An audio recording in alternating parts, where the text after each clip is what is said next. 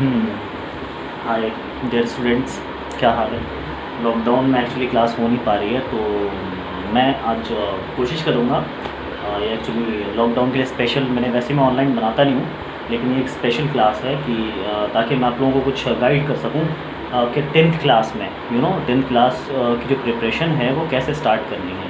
And सबसे बड़ी चीज़ mind में होती है स्टार्टिंग में लोगों को कि एक्चुअली कहाँ से शुरू किया जाए। ठीक है, केमिस्ट्री हो, बायोलॉजी हो या फिर फिज़िक्स हो। ठीक है, तो मैं आप लोगों को ये बताना चाहूँगा कि एक्चुअली जैसे मैं केमिस्ट्री की बात करता हूँ सबसे पहले। ठीक है, कि कुछ ऐसी चीज़ें, मैं आपको कुछ ऐसी टॉपिक्स बताऊँगा जिसको आप स्टार्टिंग में जब आप बेसिक केमिस्ट्री को जानने के लिए जो है टेंथ की, आपको ये सारी चीज़ें जाननी पड़ेंगी। अगर ये आप जान लेते हो एंड ये सारी चीज़ें आप क्लियर कर लेते हो स्टार्टिंग में ही, तो आई थिंक कि आपको टेंथ क्लास में कोई प्रॉब्लम केमिस्ट्री में नहीं होने वाली आई थिंक। ठीक है, तो आज मैं केमिस्ट्री की बात करूँगा and then after next video में मैं कुछ दूसरे टॉपिक को लेकर आऊँगा। ठीक है, तो कुछ चीज़ें हैं जो मैं लिखने जा रहा हूँ यहाँ पर एंड उन चीज़ों को आप क्लियर करना। ठीक है, और दूसरे नेक्स्ट वीडियो में उसको मैं क्लियर भी करूँगा। ठीक है, कुछ चीज़ें आज आपको मैं बता दूँगा, एक्सप्लेन करूँगा, कुछ बाद में मतलब नेक्स्ट वीडियो में करूँगा। ठीक है, तो जैसे फर्स्ट ऑफ ऑल मैं आपका टाइम कम लेते हुए स्टार्ट करता हूँ।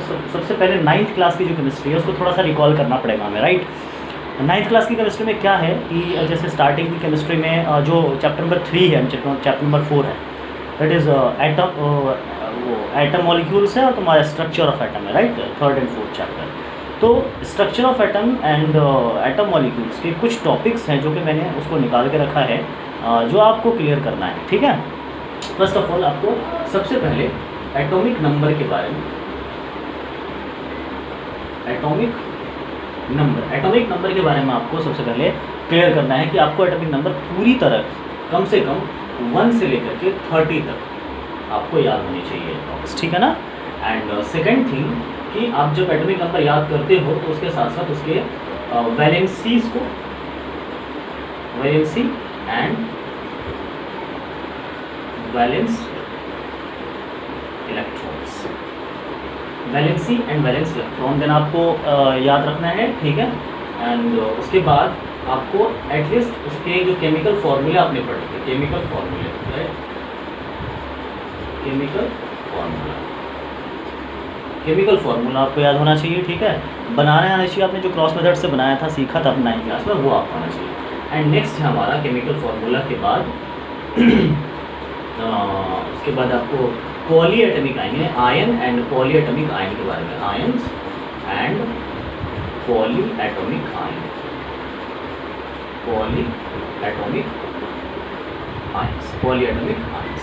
एक्चुअली थोड़ा उल्टा पड़ रहा है दोस्तों, बट फिर भी आपको समझ में आ जाना चाहिए, ions and poly atomic ions. ठीक है, इसके बारे में मैं क्लियर करूँगा कि क्या होते हैं आयन्स, क्या होते हैं पॉली एटमिक आयन, क्या होते हैं। ठीक है, तो ये सारी चीज़ें जो है कम से कम ये टॉपिक्स आपको क्लियर हों ताकि आप स्टार्ट कर सको अपनी केमिस्ट्री को, 10th क्लास की केमिस्ट्री को आप स्टार्ट कर सको एंड देन आफ्टर आप प्रोसीड कर सको। ठीक है, उसके बाद फिर मैं आपसे ये कहना चाहूँगा, जैसे फॉर एग्जांपल एटॉमिक नंबर की पहले मैं बात करता हूँ। एटॉमिक नंबर में क्या है, जैसे हाइड्रोजन से लेकर के hydrogen, helium, lithium, barium, boron, carbon, nitrogen, oxygen, आपको इस तरह से जो है पूरा 30 तक कम से कम एटलीस्ट याद होना चाहिए उसके सिंबल्स के साथ। ठीक है, एटॉमिक नंबर एंड सिंबल्स के साथ, एंड कुछ चीज़ों के मास भी, यानी कुछ एलिमेंट्स ऐसे हैं जिसके मास भी आपको बिल्कुल क्या है ध्यान में रखना पड़ेगा, उसके ट्रिक मैं आपको बताऊंगा बाद में।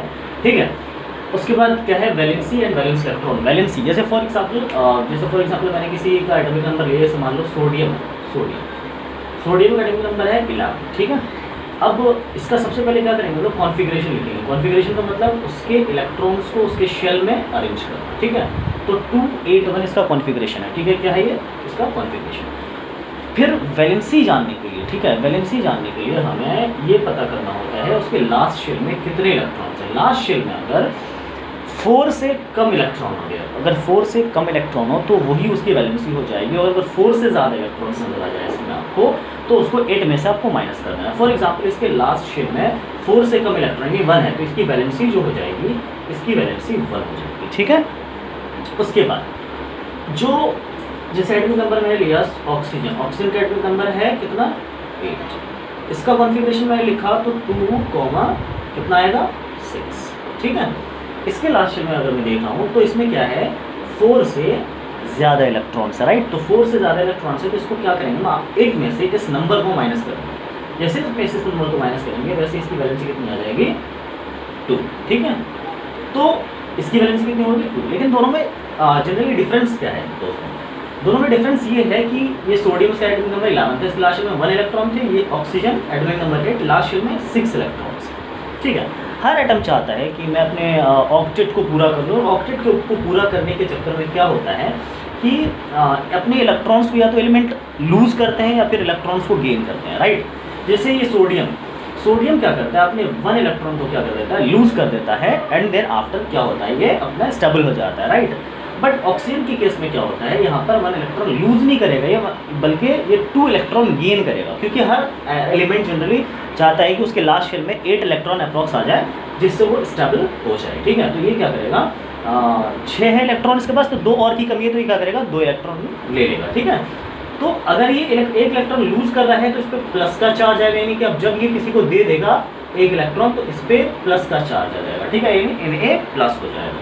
और ऑक्सीजन जब किसी से लेता है इलेक्ट्रॉन तो उसको नेगेटिव वैलेंसी से इंडिकेट करते हैं, और उस पर जो चार्ज आएगा वो -2 का चार्ज आएगा, राइट। तो जनरली ये क्या है, अब ये पता है, ये तो थे एटम, ये क्या थे, एटम्स, ये क्या थे, एटम। ऑक्सीजन का एटम है या सोडियम का एटम। अब ये सोडियम से क्या बन गया पता है, सोडियम आयन। ये ऑक्सीजन से क्या बन गया पता है, ऑक्सीजन आयन, राइट। तो sodium ion and this is the oxygen ion. ठीक है, तो आयन के लिए क्या होता है, आयन को हम लोग डिफाइन ऐसे करते हैं, the charge particles are called ion. ठीक है, तो दिस इज द आयन। तो हम लोग जनरली, मैंने आपको ये बताया वैलेंसी, देन वैलेंस इलेक्ट्रॉन का मतलब होता है कि लास्ट शेल में जो भी इलेक्ट्रॉन आपको नजर आ जाए वो वैलेंस इलेक्ट्रॉन होता है। जैसे 1 है इसके लास्ट शेल में, तो वैलेंस इलेक्ट्रॉन इसका 1 हो जाएगा। इसके लास्ट शेल में 6 इलेक्ट्रॉन है, तो इसका वैलेंस इलेक्ट्रॉन जनरली 6 हो जाएगा। ठीक है, इसमें ये नहीं देखना आपको कि 4 से बड़ा है 4 से छोटा है। ठीक है, इसका एक्चुअल कॉन्सेप्ट मैं आपको बाद में दूंगा। ठीक है, उसके बाद जनरली केमिकल फार्मूला को मैं आपको एक अलग से एक वीडियो केमिकल फार्मूला पे बनाऊंगा कि आपको किस तरह से केमिकल फार्मूला पता करना है। ठीक है, उसके बाद आयंस मैंने आपको भी बता दिए। ठीक है, अब बात करते हैं पॉलीएटॉमिक आयन। देखो, इन आयंस में अगर मैं देखूँ तो इसमें सोडियम का सिर्फ एक ही एटम है, और इसमें अगर देखूँ तो सोडियम ऑक्सीजन का एक ही एटम है। फॉर एग्जाम्पल सोडियम, जैसे फॉर एग्जाम्पल Na+O2-, जैसे उसके बाद में अगर बात करूँ Cl-1, तो इन सब पे जो इन सब पे चार्ज है, ये सब आयंस है। बट इन आयंस में कितने एटम्स है भाई, इसमें सिंगल एटम, इसमें सिंगल एटम, इसमें सिंगल एटम। इसलिए इन आयंस को हम लोग बोलते हैं मोनो एटॉमिक आयन। बट अगर इसी तरह के किसी आयन में एक से ज़्यादा एटम्स हो तो उसको हम लोग क्या बोलेंगे, पॉली एटॉमिक आयन। और पॉली एटॉमिक आयन के एग्जाम्पल क्या है, जैसे SO4, जैसे NO3। ठीक है, इन सब पे इस पर -2 का चार्ज, इस पर -1 का चार्ज होता है। इसका नाम जनरली क्या है, सल्फेट। आप सब पढ़ चुके हो 9th क्लास में। एंड इसका नाम क्या है, नाइट्रेट।